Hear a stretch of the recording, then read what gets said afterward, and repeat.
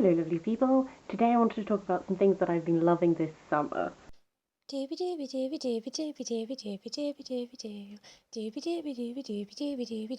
Sophie Vlogs. I've been trying to do these favourite videos sort of every season, so we can do like a little seasonal what have I been enjoying recently.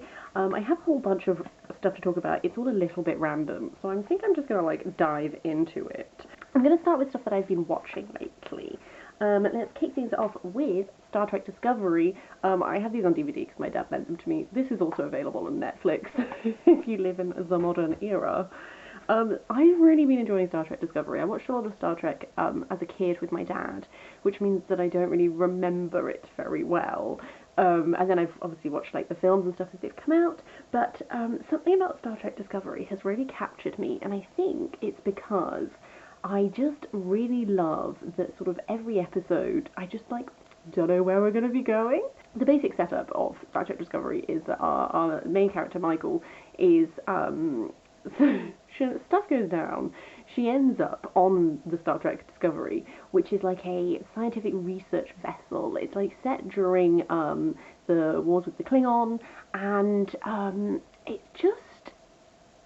does that thing which I like when shows do, where you play around with genre quite a bit. So there'll be certain episodes that will be like, this one is one where like, oh, there's like time travel stuff happening and you're sort of stuck in a loop, and how do you break out of the loop? And then there's another one which is a little bit more like, okay, you're on a ship and there's like a big scary beastie and you don't know where it is. And it's like this playing around with genre conventions for like one-shot episodes, combined with the overarching storylines being so interesting. Like, we've had so many moments of this where like a thing happens and then I'm just like, oh my god, the repercussions of this action.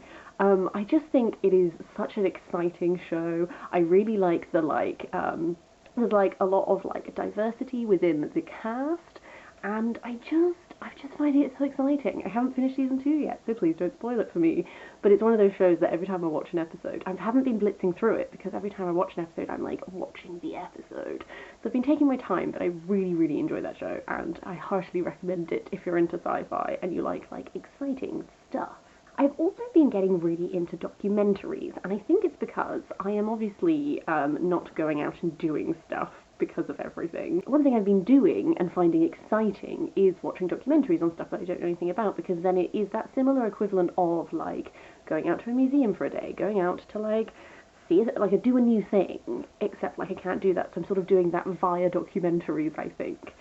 So I really enjoyed The Art of Persia by Samira Ahmed. That was super interesting. I don't really know anything about Persian art, so very educational for me. I super enjoyed, it's called The Pacific, in the Wake of Captain Cook, and it's hosted by Sam Neill. It's been airing on Channel 5. I'm fairly certain it's like a rerun of something that was filmed a longer time ago. But it traces Captain Cook's journey around the Pacific.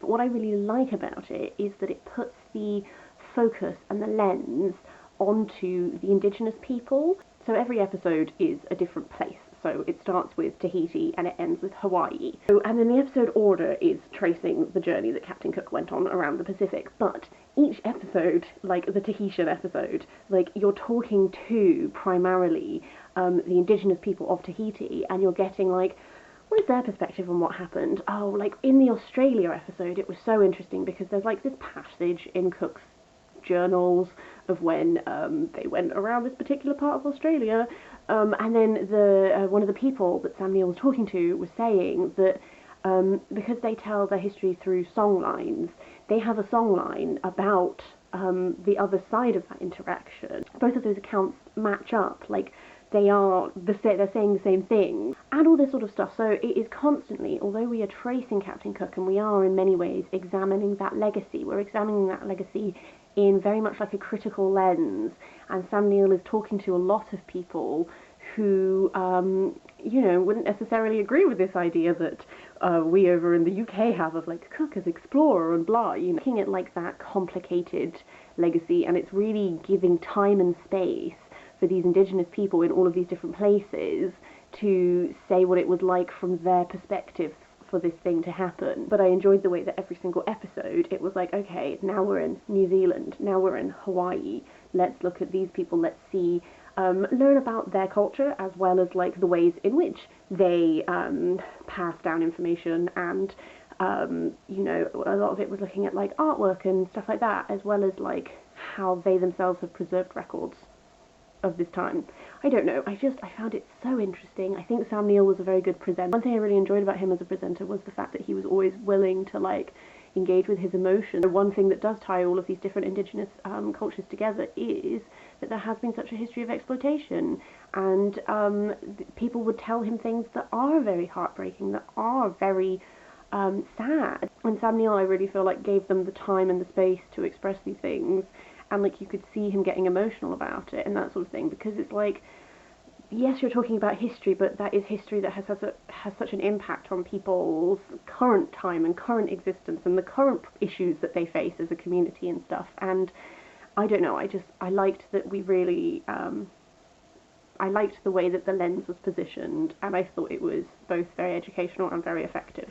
The final documentary I'm going to talk about is Disclosure on Netflix. This is a documentary looking at trans representation in cinema, specifically in like American film and TV, I would say.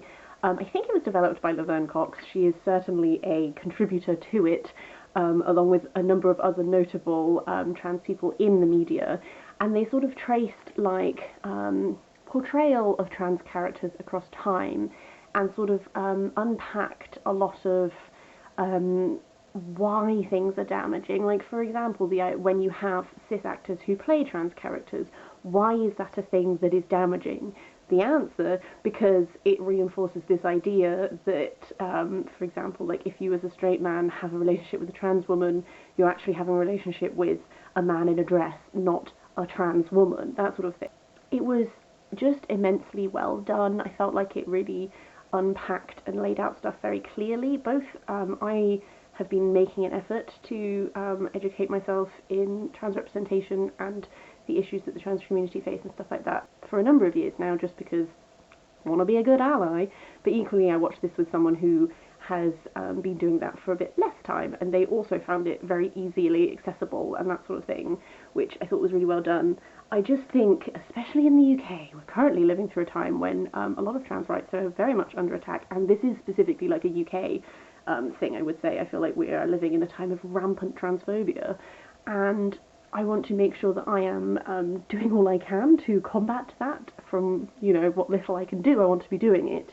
And I just think that this documentary really succinctly sort of condensed a lot of information that is very useful for us as cis allies to understand, and then can be passed on and that sort of thing. So I thought it was a really great documentary. I would really recommend it. Moving on to music. I said in my last favourites that I was really into Mitski. That's still going strong. I've now reached that phase where all of the songs that were initially my favourites, I now have new favourites. Hey, hey. Specifically Pink in the Night. Yes, yes, yes. I also, HAIM released their new album, Women in Music Part 3. I have been absolutely loving it. One thing I really like about this album is that in many ways it's more eclectic than some of their other albums, and I really liked that because I like that in each song you can sort of see like musical influences. There are a couple of songs which you can really feel like a Sheryl Crow influence. There was, FUBT, which is one of my favourites on the album. Like, the guitar in that is so Prince. There was just like, I really enjoyed that every single track, it was like, oh, I'm feeling these different influences. It felt tied together as an album whilst also having like a lot of experimentation and like, you know, dipping into different genres and different styles, and that's something that I really enjoy when people do. I really enjoy this sense that like you kind of feel like people have had fun because they've been able to like really dabble, and I really enjoy that. I just think it's such a good album. I really like it. To change genres ever so slightly, I've also been really into The Who, which is spelled H-U. They are a Mongolian metal band where they use traditional Mongolian instruments and also Mongolian throat singing. They are so great. I really find them very good music to work to because Mongolian throat singing, there's like a lot of like rhythm and stuff that you can build up, and also like for some songs I am able to tell the words that they are saying whilst I don't understand those words. For other songs I have absolutely no idea what they're saying, but that's not a problem. It's one of the things that I find makes it really easy for me to work to. I don't know, like it's just got like a really good rhythm if you need to get shit done. They've also been doing a number of collaborations with singers. One of my favourites of these was with Lizzie Hale, who is the lead singer of Hailstorm, which is one of my favourite bands. They did a Song of Woman, so they do it a lot of the time where like the person who is singing in English is singing sort of like an English translation of what they are singing in the song normally. So Lizzie Hale has such a great voice, and it worked really well with the lead singer's voice. They've done a couple of these other ones. There's going to be a deluxe album coming out at some point. I don't know when, but I need to get it.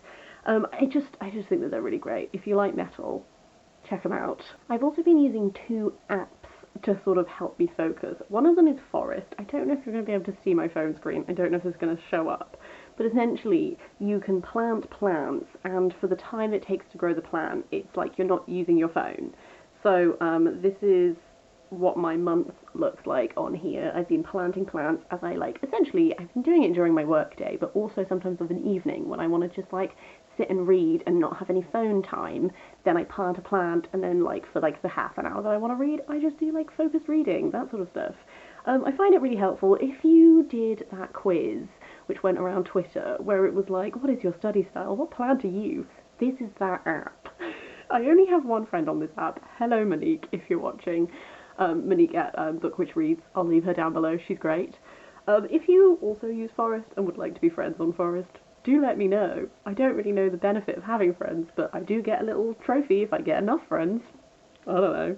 I've also been using this app called Nature Sounds, which, again, don't know if you can actually see my phone, but it's just different nature sounds. So I have tinnitus. I've mentioned a couple of times. It peaks and troughs with how bad it is at times. But one thing that I do in order to help me have an actual sleep cycle is I try and have a minimum of half an hour every night before I want to be asleep. I read in bed, low light, that sort of thing. Get your brain used to the concept that maybe you should be sleeping soon. And one thing that I find so helpful and relaxing is to listen to nature sounds, because silence is not always silence in my world. I have forgotten what silence feels like by now. And just listening to a waterfall with some birds in the background just helps a lot more than me sitting there going, God, my tinnitus is really loud today. What did I do? Should I have listened to stuff on headphones? Probably not.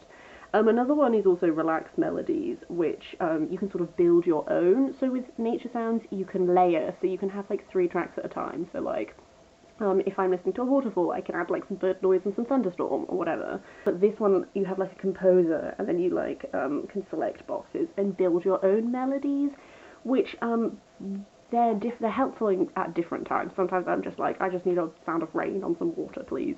And other times I'm let's build a relaxing track, you know?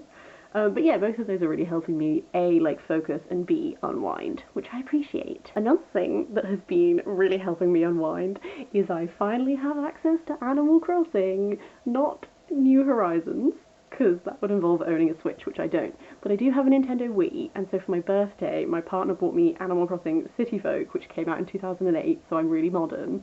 But I'm having the best time, and now I understand what you guys are all on about.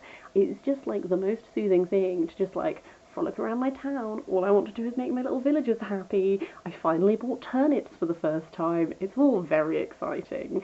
My town is called Peachton, and Midge is my favourite, swiftly followed by Lolly. Also, Antonio is the jock of my heart, but I don't care for Big Top or Cody, and I would like them to leave.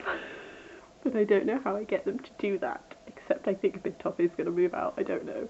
I just don't like being mean to them, but I also don't want them to live in my village anymore. But yes, I understand the joy and the appeal. I just pop on, little half hour, little 1 hour, get some fish, catch some bugs, sell some fossils, live my dream. I just have a few extra things that are sort of miscellaneous that I'm just going to run through quickly. On a skincare front, I've been really enjoying Purito lately. Mentioned a couple of times, I have very sensitive, reactive skin. Purito are a Korean brand. I really like them because A, clarity of ingredients, and B, for a lot of their popular products, they also make unscented versions. And I try to avoid anything with scent, because you don't know what fragrance is. If it just says perfume on your ingredients list, what the fuck does that mean? Also, anything with essential oils can be sensitizing, and I don't need any more sensitivity. So Purito do, this is just my daily SPF. I've got another one to use after this one that's like a green level one. Don't know what that means, but hey. But yes, this one doesn't give me allergic reactions, which sunscreen has done in the past, so hooray. And I also think that this one doesn't pollute coral reefs or anything like that, which is why I hunted it down in the first place. I also use like a toner and a serum by them. I just think it's really helping my skin, and I really appreciate like the clarity and the unscentedness. Hooray, hooray, hooray. On a small creator note, there's a ceramicist called Sampada Garang, who you may know if you watched the Great Phosphorus Throwdown. I bought this little tiny planter from her, and I think it's the sweetest thing in the world. She's just like having a little think. It's me, like just being like, oh, hello, yes, pondering. I don't have a plant to put in it yet, but I will.